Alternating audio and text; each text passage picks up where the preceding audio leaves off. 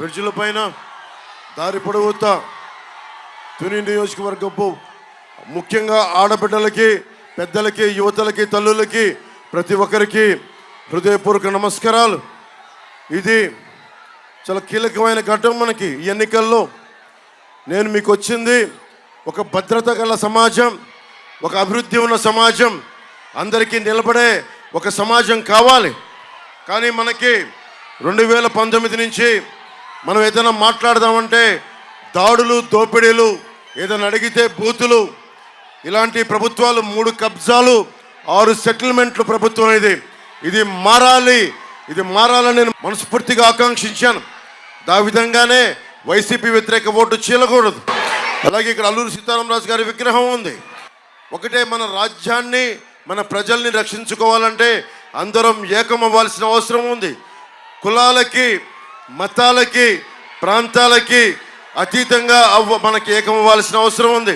ఈ ప్రత్యేకించి ఈ సందర్భం మనం ఈ ఎన్నికల్ని ప్రత్యేకమైన దృష్టితో చూసి మనకి కూటమిని మనస్ఫూర్తిగా గెలిపించాలి ఈ రోజునని చెప్పి నేను మిమ్మల్ని ఓట్లు అడగడానికి కాదు, అభ్యర్థించడానికి, ఆర్థించడానికి వచ్చాను. మనకి పాయకరావుపేట నుంచి వంగలపూడి అనిత గారు పోటీ చేస్తూ ఉన్నారు. వంగలపూడి అనిత గారు, అలాగే సైకిల్ గుర్తు మీద యనమల దివ్య గారు పోటీ చేస్తూ ఉన్నారు తెలుగుదేశం పార్టీ మీద. గాజు గ్లాస్ గుర్తు మీద మనకి టీ టైం ఉదయ్ శ్రీనివాస్ పోటీ చేస్తూ ఉన్నారు. సో మీరందరూ మనస్ఫూర్తిగా పెద్ద మనసుతోటి మీరందరూ ఈ కూటమికి నిలబడాలి అన్న ఒక ఆకాంక్షతో నేను ఈరోజు మీ ముందుకు వచ్చాను. అలాగే వేదిక పైన ఉన్న తుమ్మల రామస్వామి గారికి, తోటా సుధీర్ గారికి, చోటిశెట్టి గణేష్ గారికి, మధు వీరేష్ గారికి మనస్ఫూర్తిగా నా హృదయపూర్వక నమస్కారాలు, ధన్యవాదాలు. అలాగే గతంలో నుంచి పోటీ చేసిన రాజా అశోక్ బాబు గారికి, ఎక్స్ఎమ్మెల్యే, వారికి కూడా నా హృదయపూర్వక నమస్కారాలు. చెలుకూరి రామ్ కుమార్ గారు, కాకినాడ పార్లమెంట్ ప్రెసిడెంట్ బీజేపీ, వెలుగుల గోపాలకృష్ణ గారికి కూడా తుని ఇన్ఛార్జ్, వారికి కూడా నా హృదయపూర్వక నమస్కారం. డిఎస్సి నోటిఫికేషన్ కోసం ఆడబిడ్డలు ప్లే కార్డ్ చూపిస్తూ ఉన్నారు. ప్రభుత్వం రాగానే మెగా డిఎస్సి మొదటగా విడుదల చేస్తాం. అలాగే రెండవది, ఉద్యోగుల భద్రత కోసం, వారికి కాంట్రిబ్యూటరీ పెన్షన్ స్కీమ్ కోసం సంవత్సరం లోపు ఒక పరిష్కార మార్గం వెతికి ఉద్యోగులకి భద్రత కల్పించే భవిష్యత్తును తీసుకొస్తాం. అలాగే మహిళలకి 3 గ్యాస్ సిలిండర్లని ఉచితంగా అందజేయించే బాధ్యత కూడా కుటుంబ ప్రభుత్వం తీసుకుంటుంది.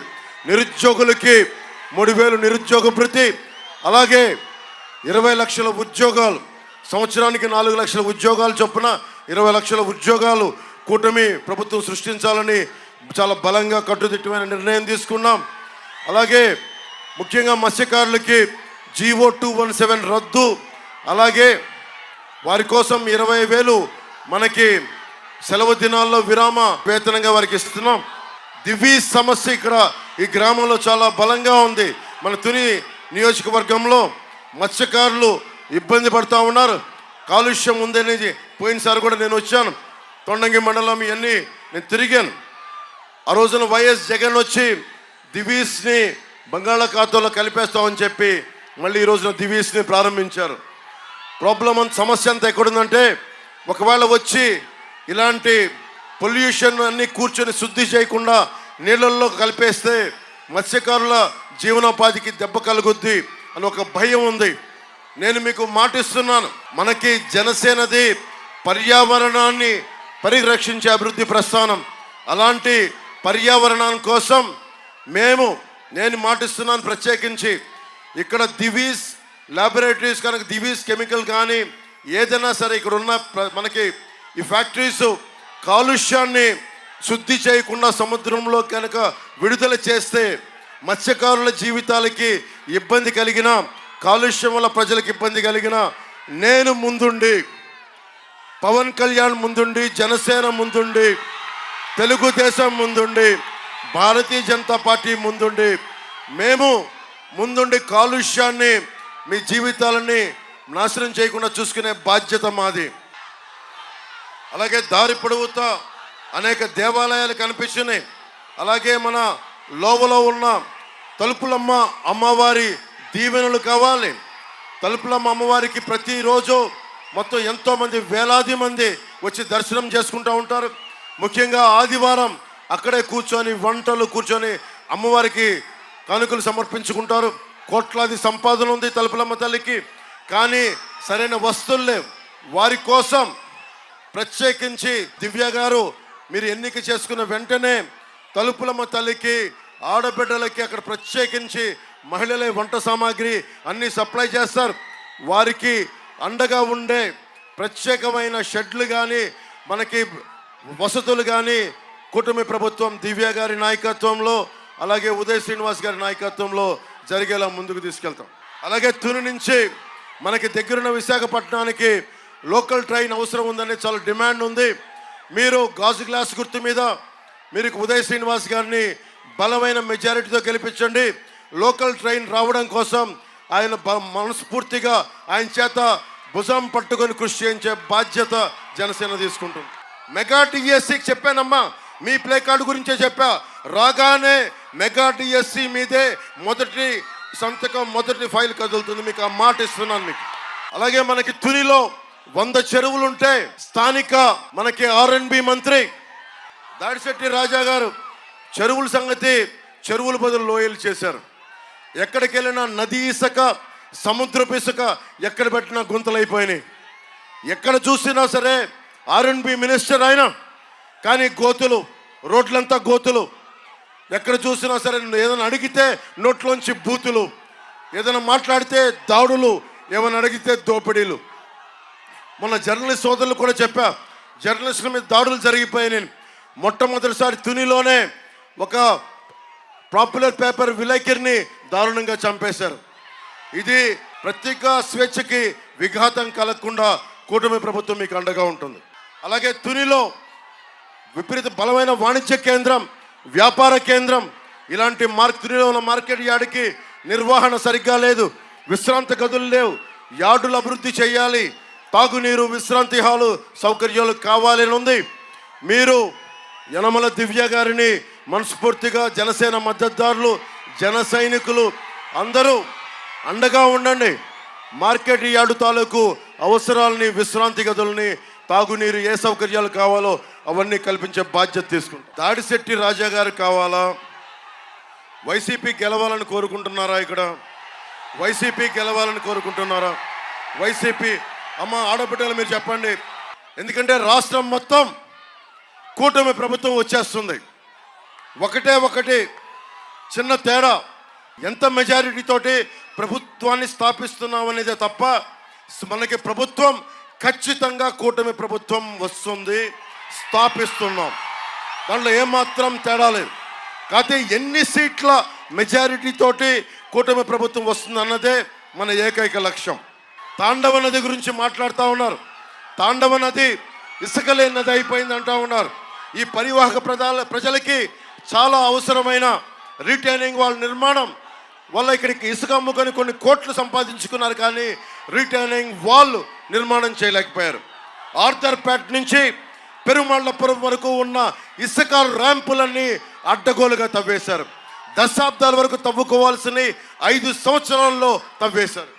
కోటనందూరు మండలం నుండి తాండవ నదీ పరివాహక ప్రాంతాల్లో ఉన్న ఇసుక తవ్వకాలు వద్దని హైకోర్టు చెప్పినా కానీ కోర్టు ఆర్డర్ ఉన్నప్పటికీ కూడా ఈ రోజుకి కూడా తవ్వేస్తున్నారు. ఒకవైపు భవన నిర్మాణ కార్మికుల సంక్షేమ నిధి నుంచి 450 కోట్లు దోచేశారు. సముద్రపు ఇసుక, తాండవ నది ఇసుక, గోదావరి ఇసుక కింద అమ్మేస్తూ ఉన్నారు. భవిష్యత్తులో ఈ కట్టడాలకి సముద్రపు ఇసుకని బిల్డింగులకి వాడడం భవిష్యత్తులో నిర్మాణాలకి చాలా ఇబ్బందికరమైన పరిస్థితి ఏర్పడుద్ది. ఇప్పుడు చెరువులు ఉండే, మనకి 100 చెరువులు పైగా ఉండే, ఈ రోజున అవన్నీ మట్టి తవ్వి లోయలుగా ఉండిపోయినాయి. అలాగే ఎవరు హ్యాచరీస్ పెట్టుకోవాలనుకున్నా స్థానికంగా గవర్నమెంట్ అధికారులు కూడా, ఫిషరీస్ వాళ్ళు కూడా దాదాపు ప్రతి ఒక్కరిని 10 లక్షల రూపాయలు లంచాలు అడుగుతున్నారు. కూటమి ప్రభుత్వం రాగానే ఈ హ్యాచరీస్కి పరిపూర్ణ స్వేచ్ఛ కల్పించి మీరు ఎవరికి లంచాలు ఇవ్వని పరిస్థితిని కూటమి ప్రభుత్వం తీసుకొస్తుంది. చెప్పానమ్మా, జాబ్ క్యాలెండర్ని విడుదల చేస్తాం. ప్రతి సంవత్సరం జాబ్ క్యాలెండర్ని విడుదల చేసే బాధ్యత కూటమి ప్రభుత్వం తీసుకుంటుంది. సాగునీరు మనకి తాండవ నది రిజర్వాయర్ మరమ్మతులు కానీ పంపా రిజర్వాయర్ కావాల్సిన నిర్వహణ చేయలేకపోవడం వల్ల పోలవరం పక్కన పెట్టండి, కనీసం పూడికలు తీయట్లా, కాలువలకి పూడికలు తీయట్లా. తునిలో ఈ రోజుకి కూడా నీటి ఇబ్బంది ఉంది. తాగునీరు కావాలి, సాగునీరు కావాలి. పోలవరం ఇంకా ఈ రోజుకి గతి లేదు, అతి లేదు. కూటమి ప్రభుత్వం రాగానే దాన్ని పూర్తి చేసే బాధ్యత మేమందరం తీసుకుంటాం. కానీ మన తాండవ రిజర్వాయర్ కానీ పంపా రిజర్వాయర్ కావాల్సిన మరమ్మతులు కానీ కాలువ పూడికలు కానీ ముందస్తుగా చేయాలి. ఆ బాధ్యత మేము తీసుకుంటాం. మనకందరికీ కావాల్సింది ఒకటి విద్య, వైద్యం, ఉపాధి, మనకి సాగునీరు, తాగునీరు, law and order. Law and order చాలా చాలా బలంగా ఉండాలి. ఆడబిడ్డలు రక్షించుకోలేని ప్రభుత్వమే కాదు. 30,000 మంది ఆడబిడ్డల అదృశ్యం అయిపోయారు. ఈ ముఖ్యమంత్రి ఒక్క మాట కూడా మాట్లాడాల. ప్రెస్ మీద దాడులు ఒక్కళ్ళని పట్టుకోరు, హత్యలు పట్టుకోరు. ఇదే మన ఉమ్మడి తూర్పుగోదావరి జిల్లాలో ఒక దళిత డ్రైవర్ని చంపేసి డోర్ డెలివరీ చేస్తారు వైసీపీ ఎమ్మెల్సీలు. ఒక్కళ్ళకి ధైర్యం లేదు, మాట్లాడరు. ఇది మనం చూస్తుండగా పక్కనోడికి జరిగింది కదా అని అనుకోవడానికి కాదు, మనకు కూడా జరుగుద్ది. ఇది మనకు కూడా ఇలాంటి పరిస్థితులు వస్తాయి. నేను చూశాను సీఎం రమేష్ గారి మీద దాడి, మొన్న బాలశౌరి గారి మీద దాడి, ఎవరిని బతకనివ్వట్లా. మేము ఒకటే గుర్తుపెట్టుకోండి, వైసీపీ ప్రభుత్వం దాడులు చేస్తుంది అంటే కూటమి గెలుస్తుంది. ఆ భయంతో దాడులు చేస్తున్నారు. ఓడిపోయేవాడే దాడులు చేస్తాడు. గెలిచేవాడికి అవసరం లేదు. భయపడుతున్నారు వాళ్ళు, మనల్ని చూసి భయపడుతున్నారు. ఉద్యోగాలు కానీ, నిరుద్యోగ భృతి కానీ, మీ అందరికీ ఆడబిడ్డల భద్రత కానీ, ఆడబిడ్డల భవిష్యత్తు కానీ కూటమి ప్రభుత్వం చూసుకుంటుంది. నేను వైసీపీ వ్యతిరేక ఓటు చీలనివ్వను అని చెప్పిన రోజునప్పటి నుంచి మనందరం కలిసి ఈ రోజున ఒకవైపు దివ్య గారు, గీత గారు, ఉదయ్ గారు, బీజేపీ నాయకులు, తెలుగుదేశం, జనసేన నాయకులందరం ఒక తాటిపైన వచ్చి 5 కోట్ల మంది ప్రజలను రక్షించడానికి ఈ రోజున నిలబడి ఉన్నాం. ఇక్కడ తిట్లు తింటా ఉన్నాం, దెబ్బలు తింటా ఉన్నాం, అన్ని రకాలుగా ఇంట్లో ఆడవారిని కూడా సైతం తిట్టే పరిస్థితి ఉంది. ఇవన్నీ తట్టుకొని ఎందుకు నిలబడుతున్నాం అంటే మారాలి అని చెప్పి. నేను మనుషుల్ని, కులాల ఐక్యత కోరుకునేవాడిని, సమాజం ఐక్యత కోరుకునేవాడిని. అలాంటిది తండ్రి బిడ్డల్ని వేరు చేస్తానా? మీరు చెప్పండి. పద్మనాభం గారి కుటుంబాలు నేను ఎందుకు మాట్లాడుతాను? అందరూ కలిసి ఉండాలని కోరుకుంటాను. నాకు ఎవరి మీద ద్వేషం ఉండదు. నన్ను తిట్టినా కానీ, నన్ను ఏమన్నా కానీ నేను భరిస్తాను తప్ప నేను ఎవరికి ఎదురెళ్ళను. నేను ఒకటే చెప్తా ఉన్నా, ఇదే తునిలో రైల్వే స్టేషన్ ఘటన జరిగింది కాపు రిజర్వేషన్కి సంబంధించి. అంటే నాకు తుని అనగానే ఒక అద్భుతమైన చక్కటి దేవాలయాలతో కూడిన కేంద్రం, వాణిజ్య కేంద్రం, చక్కటి చెరువులున్న కేంద్రం అని తెలుసు. కానీ తుని అనగానే ప్రతి ఒక్కరి మనసులో ఇక్కడ రైలుని తగలబెట్టేశారనే ఒక భావన ఉంటుంది. నేను దాన్ని చెరపడానికే 2018లో విజయవాడ నుంచి ఇక్కడికి నేను వచ్చి తుని అంటే రైలు దుర్ఘటన కాదు, రైలుతోటి సుఖశాంతులతో ఉండాలని ఒక సంకేతం పంపడానికి మొట్టమొదటిసారి పోరాట యాత్ర నుంచి తుని రైల్వే స్టేషన్లోనే వచ్చాను నేను ఇక్కడికి. ఒక ఉద్యమం ప్రారంభిస్తే మనల్ని అల్లూరి సీతారామరాజుని మనం స్ఫూర్తిగా తీసుకోవాలి. ఎంఆర్పిఎస్ ఉద్యమం ఉంది, కాన్షీరామ్ గారు ఉద్యమాలు ఉన్నాయి, బహుజన ఉద్యమాలు. ఏ ఉద్యమం తీసుకున్నా సాధ్యపడేదే చేయగలగాలి. ఇంతమంది యువతున్నారు. దశాబ్దం నుంచి నేను పార్టీ నడుపుతా ఉన్నా.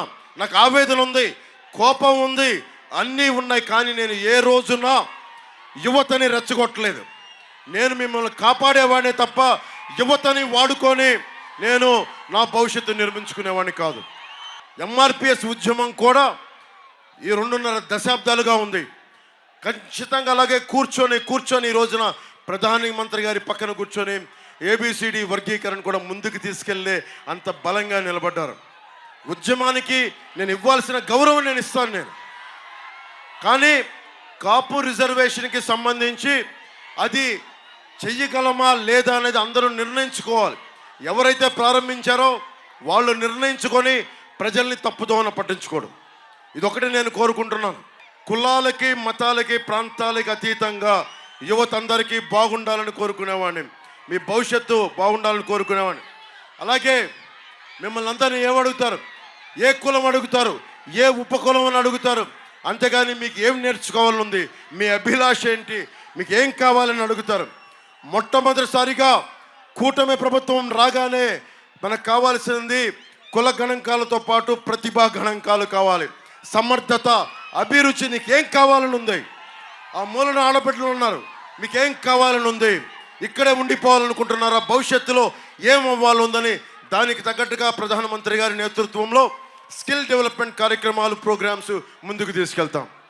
దాడిశెట్టి రాజా గారికి అనుకొని కూర్చొని వైసీపీ మద్దతుదారులందరికీ చెప్తున్నాను, వాళ్ళు ల్యాండ్ గ్రాబింగ్ యాక్ట్ను కొత్తది పట్టుకొచ్చారు. మేము ఊరికి దాన్ని ముసాయిదా అని చెప్పి ఈ రోజున కేవలం మనకు అభిప్రాయం తీసుకుంటున్నామని చెప్పి ల్యాండ్ టైటిలింగ్ యాక్ట్ని కాస్త ఈ రోజున ల్యాండ్ గ్రాబింగ్ యాక్ట్ 25,000 కోట్లు మన పక్కనున్న వైజాగ్లో దాదాపు సర్క్యూట్ హౌస్ సహా 25,000 కోట్ల రూపాయలని తాకట్టు పెట్టాడు. అలాంటి వ్యక్తి సొంత చెల్లికి ఆస్తులు పాస్తులు ఇవ్వలేదు, తల్లికి మర్యాద ఇవ్వడం, 30,000 మంది ఆడబిడ్డలు వెళ్ళిపోతే మాట్లాడడం. అలాంటి వ్యక్తి మాటలు మనం ఎలా నమ్ముతాం? 450 కోట్ల రూపాయలు భవన నిర్మాణ కార్మికుల సంక్షేమ నిధి నుంచి తీసుకున్నాడు. 1,300 కోట్ల రూపాయలు వైసీపీ రంగులు మార్చిన ప్రభుత్వ భవనాలకి తీయడానికి 1,000 కోట్లు. కానీ ఫీజు రీయింబర్స్మెంట్కి డబ్బులు లేవు, కూర్చోబెట్టి భవన నిర్మాణ కార్మికులకు డబ్బులు లేవు. మరి ఇలాంటి వ్యక్తి చేతులు మీ ఆస్తి పాస్తులు పెడితే జగన్ మావాడు మనవాడు, లేదంటే దాడిశెట్టి రాజా మావాడు అనుకొని మీరు ఓట్లేస్తే మీ ఆస్తులు పాస్తులు అన్ని గాల్లో దీపం పెట్టినట్టే. ఇన్ని ఆస్తులు తాకట్టు పెట్టినాడు, రేపొద్దున భవిష్యత్తులో మీ ఆస్తులు తాకట్టు పెట్టడానికి గ్యారంటీ ఏంటి? జీవో ఇష్యూ చేయలేదని చెప్తా ఉన్నాడు, అభిప్రాయ సేకరణ అంటున్నాడు, ఒకవైపు జీవోను కూడా ఇష్యూ చేశాడు. సో దీన్ని దృష్టిలో పెట్టుకొని నేను మీకు మర్యాదగా జాగ్రత్తగా ఆలోచించండి ఒకసారి. ఇది ప్రభుత్వానికి మీరు ముఖ్యంగా వైసీపీ మద్దతుదారులు చెప్తా ఉన్నాను, మీరు ఆలోచించుకొని ఓటేయండి. ప్రభుత్వం ఎలాగో మారిపోతుంది, కానీ వైసీపీ మద్దతుదారులు మీరు ఆలోచించుకోండి. భవిష్యత్తు మీది, ఆస్తిపాస్తులు మీవి. మేము రాగానే మనకి ల్యాండ్ గ్రాబింగ్ యాక్ట్ని రద్దు చేసే బాధ్యత కూటమి ప్రభుత్వం తీసుకుంటుంది. మనకి సరిగ్గా వారం రోజులు టైం ఉంది. ఈ వారం రోజుల్లో మనం ఎంత చేయగలమో మీరు ఆలోచించుకోండి. నేను చెప్పిన ప్రతి స్పీచ్ చూడండి, కూటమి ప్రభుత్వం మేనిఫెస్టో చదవండి, అన్నీ తీసుకొని ఆలోచించి మీరు నిర్ణయం తీసుకోండి. అలాగే ఈబీసీ, బీసీలకి మనకి 34 నుంచి 24% చేశారు, దాన్ని తిరిగి 34% చేస్తాం. స్థానిక ఎన్నిక పంచాయతీల్లో వారి కోటాని. అలాగే మనకి ఎస్సీల కోసం పెట్టిన 27 పథకాలని తిరిగి పునరుద్ధరిస్తాం. అలాగే బీసీల కోసం ఉన్న 13 పథకాలని తిరిగి పునరుద్ధరిస్తాం. ముఖ్యంగా ఏబీసీకి సంబంధించి ఆర్థికంగా వెనుకబడ్డ తరగతులకు సంబంధించి 10% కోటా. ఏ కులంలో పేదరికం ఎక్కువ ఉంది, కాపుల్లో పేదరికం ఎక్కువ ఉంటే కాపులకి ఎక్కువ, లేదంటే బ్రాహ్మణ సమాజంలో కానీ వెలమ, కమ్మ, రెడ్డి ఎవరైనా సరే ఓసీ కులాల్లో ఎక్కడ ఎక్కువ పేదరికం ఉంటే ఈబీసీ కోటా వారికి అప్లై చేస్తామని తెలియజేసుకుంటా ఉన్నాను. అలాగే ఆడబిడ్డలందరికీ బస్ పాస్ కూడా ఇవ్వని ప్రభుత్వం. మనం తెలుగుదేశం, జనసేన, భారతీయ జనతా పార్టీ కూటమి ఆడబిడ్డలకి, ఆటో డ్రైవర్లకి ఇబ్బంది లేకుండా ఉచిత బస్సు ప్రయాణం కల్పిస్తున్నాం. అలాగే టీచర్లకి మీకు ఉద్యోగ భద్రత కల్పించే బాధ్యత మేము తీసుకుంటాం. అన్ని సమస్యలకు మీకు ఆ ఉద్యోగ భద్రతను కల్పిస్తాం. మీకు టీచర్లకి గౌరవం ఇస్తాం, టీచర్ని గుండెల్లో పెట్టుకుంటాం. దయచేసి మీరు ఆ భద్రతను కల్పించే బాధ్యత మేము తీసుకుంటాం. ముద్రగడ గారి అమ్మాయి శ్రీమతి కాంతి గారు, వారి అల్లుడు శ్రీ చందు గారు నాకు ఒకటే చెప్పారు ఈ రోజున. నాకు నిజంగా అమ్మ, నేను మీ ఇంత తుని ప్రత్యేకించి అల్లూరి సీతారామరాజు పాదాల సాక్షిగా చెప్తున్నా, నాకు వారికి ఒక కుమార్తె ఉన్నందని కూడా అసలు విషయం నాకు తెలియదు. కాంతి గారు ఉన్నారు అని నాకు విషయం కూడా తెలియదు. నాకు నేను మనస్ఫూర్తిగా చెప్తున్నాను, నాన్నగారిని ఒక మాట అనాలని కానీ ఆయన వైసీపీకి వెళ్ళినా నాకేం ఇబ్బంది లేదు, గౌరవిస్తాను పెద్దల్ని. ఈ రోజున తుని సభ సాక్షిగా చెప్తున్నాను, కాంతి గారు జాయిన్ అవుతానంటే నేను ఒకటే మాట చెప్తున్నాను, నేను తండ్రికి కుటుంబానికి కూతురికి వేరు చేసే వ్యక్తిని కాదు నేను మీ నాన్నగారికి నాకు ఎందుకంటే ఒక తండ్రి బాధ నేను అర్థం చేసుకోగలను, కూతురు బాధ్యత నేను అర్థం చేసుకోగలను. నేను మీకు మాట ఇస్తున్నాను, మీకు నేను గౌరవం ఇచ్చే బాధ్యత మీ మీ వారికి మీ ఇద్దరికి. కానీ ఈరోజు నేను మాట్లాడి మీకు కండువా వేస్తే నేను నాన్నగారిని పెద్దవారు 10 మాటలు అంటారు, పెద్దలు ఏమంటారు 10 సార్లు తిడతారు, మనల్ని భరించాలి మనం. భవిష్యత్తులో నేను మీకు ఈరోజు మాటిస్తే ఇంత పెద్ద మనసుతోటి కాంతి గారు వచ్చారు. ఆవిడ నా సోదరి, మా ఆడపడుచు. నేను మిమ్మల్ని ఎన్నికలకి వాడుకున్నాడు పవన్ కళ్యాణ్ జనసేన అన్నది కాకుండా మీరు నన్ను మీ ఇంటికి తీసుకెళ్ళండి, మీతో పాటు అప్పుడు నేను మీ ఇంటికి వస్తాను. నేను మిమ్మల్ని తీసుకెళ్ళి, ఎందుకంటే మనం ఎన్ని గొడవలున్నా మనం వచ్చి కూర్చొని ఆయనతో మనం విభేదించవచ్చు, అభిప్రాయ భేదాలు ఉండొచ్చు, పాలసీ పరంగా విభేదాలు ఉండొచ్చు, కానీ వేరే పార్టీలో ఉండొచ్చు. కానీ నేను ఇచ్చే గౌరవం అందరికీ, పెద్దలందరికీ ఇచ్చే గౌరవం. మనం కలిసి ప్రయాణిస్తున్నాం, కలిసి ఉండాలి, విడిపోకూడదని కోరుకుంటున్నాం. నేను సగటు రాజకీయ నాయకుడిని కాదు, నేను మీ ఇంటి వాడిని, మీ కుటుంబ సభ్యుడిని, మీ సోదరుల్లో ఒకరిని, మీ అన్నదమ్ముల్లో ఒకరిని, సాటి మనిషిని, మానవ హక్కుల్ని కాపాడుకోవాలనుకునేవాడిని. నేను ముఖ్యంగా సోదరి కాంతి గారికి, వారి శ్రీవారు చందు గారికి కూడా ప్రత్యేకించి నేను మాటిస్తున్నాను, మిమ్మల్ని అందరి కుటుంబ సభ్యులతోటి మిమ్మల్ని తీసుకెళ్ళి అప్పుడు నేను జనసేనలో మిమ్మల్ని సంపూర్ణంగా ఆహ్వానిస్తాను. ఈరోజు రోజున జనసేనలో ఉన్నారు, కానీ మిమ్మల్ని చెయ్యపట్టి సగర్వంగా తీసుకెళ్ళి మీరు తీసుకెళ్ళండి, ఆయనకి చెప్పి మిమ్మల్ని తీసుకొస్తానని మనస్ఫూర్తిగా. ఇక్కడ మీరు బాగుండాలి, తల్లిదండ్రులు దీవెన ఉండాలి ఎవరికైనా. సోదరి కాంతి గారికి మనస్ఫూర్తిగా మీ అందరి తరపున ధన్యవాదాలు తెలుపుకుంటూ, నేను కులాలనే కలిపేవాడిని, పార్టీలనే కలిపేవాడిని, కుటుంబాన్ని వేరు చేస్తామా? కుటుంబాన్ని కలుపుతాం. ముద్రగడ గారిని, కాంతి గారిని కలుపుతాం తప్ప మనం కూర్చొని వేరు చెయ్యం. అలా పరిస్థితి ఎప్పుడు తీసుకురాం. యనమల దివ్య గారిని కూర్చోబెట్టి అఖండ మెజారిటీతో గెలిపించండి సైకిల్ గుర్తు మీద. వంగల్పూడి అనిత గారు పాయికరావుపేట నుంచి పోటీ చేస్తున్నారు. జనసేన మద్దతుదారులందరూ భారీ మెజారిటీతో గెలిపించండి. నా సోదరుడు ఉదయ్ శ్రీనివాస్ ఉన్నాడు, వారిని గాజు గ్లాస్ గుర్తు మీద గెలిపించండి. నేను మీకు ఈరోజున మాట ఇస్తున్నా, వచ్చే ఎన్నికల్లో, ఎప్పుడు ఎన్నికలు వచ్చినా సరే, వచ్చే ఎన్నికల్లో కాంతి గారిని జనసేన అభ్యర్థిగా నిలబెడతాం. భవిష్యత్తులో సత్తా ఉంది, బలం ఉంది, గుండెల్లో మాటని బలంగా చెప్పగలిగేది ఉంది. నేను ఒకటే చెప్తా ఉన్నా, మనుషుల్ని కలుపుతాం తప్ప, కుటుంబాలని కలుపుతాం తప్ప వేరు చెయ్యం. మేము నిలబడతాం మాట మీద. అలాగే పెద్దలు యనమల రామకృష్ణ గారికి ఇక్కడ లేకపోయినా వారికి నా హృదయపూర్వక నమస్కారాలు తెలియజేసుకుంటా ఉన్నా. సోదరి యనమల దివ్య గారు 4వ నెంబర్ సైకిల్ గుర్తు మీద పోటీ చేస్తున్నారు, వారికి భారీ మెజారిటీతో గెలిపించండి. వంగల్పూడి అనిత గారు పాయికరావుపేట నుంచి 1వ నెంబర్ మీద. సోదరుడు ఉదయ్ శ్రీనివాస్, మనకి తలుపులమ్మ తల్లి దీవెనలతోటి శక్తి, మనకేం దేవీ నవరాత్రులు చేస్తాం.